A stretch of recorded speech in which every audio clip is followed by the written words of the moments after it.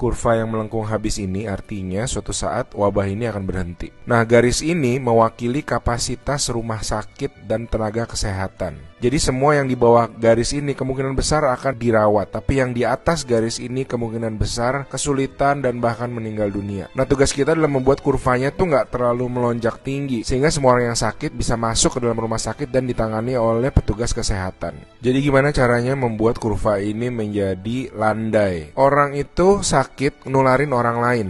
Nah, orang yang sudah sembuh, tubuhnya jadi punya imunitas, sehingga kemungkinan dia tertular lagi itu kecil atau hampir nggak ada. Sehingga caranya sebuah wabah apapun itu dari zaman dulu berhenti adalah ketika cukup banyak orang kena virusnya, lalu menjadi imun sehingga virusnya nggak bisa punya orang untuk ditularin lagi. Nah, kenapa selama ini kita perlu banget namanya social distancing atau ngejauhin diri? Animasi ini bagus banget. Ini contoh kalau semua orang bergerak bebas seperti biasa, nggak ada pikiran, semua tetap pergi konser, pergi jalan-jalan. Ini akan terjadi. Satu orang akan menularkan semua orang berbarengan, dan itu yang berbahaya. Seperti tadi kita ngelihat kurvanya ya. Pada akhirnya akan lewat dan pada akhirnya semua orang akan sembuh. Tapi karena kurvanya tinggi, banyak orang akan mati dalam prosesnya. Nah, yang terjadi di Cina dengan adanya lockdown, ditutup, membuat orang tidak sakit sekaligus berbarengan. Jadi kurvanya lebih landai kalau kalian lihat, sehingga memberi waktu untuk orang-orang menjadi sembuh dan akhirnya bisa melandaikan kurvanya.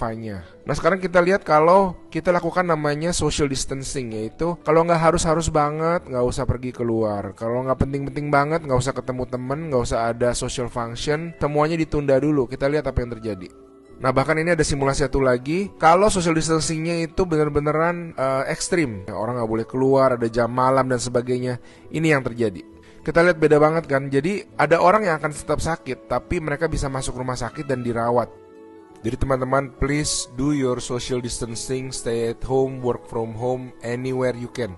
Ada orang-orang yang nggak bisa, saya mengerti, tapi sebisa mungkin lakukanlah semuanya itu.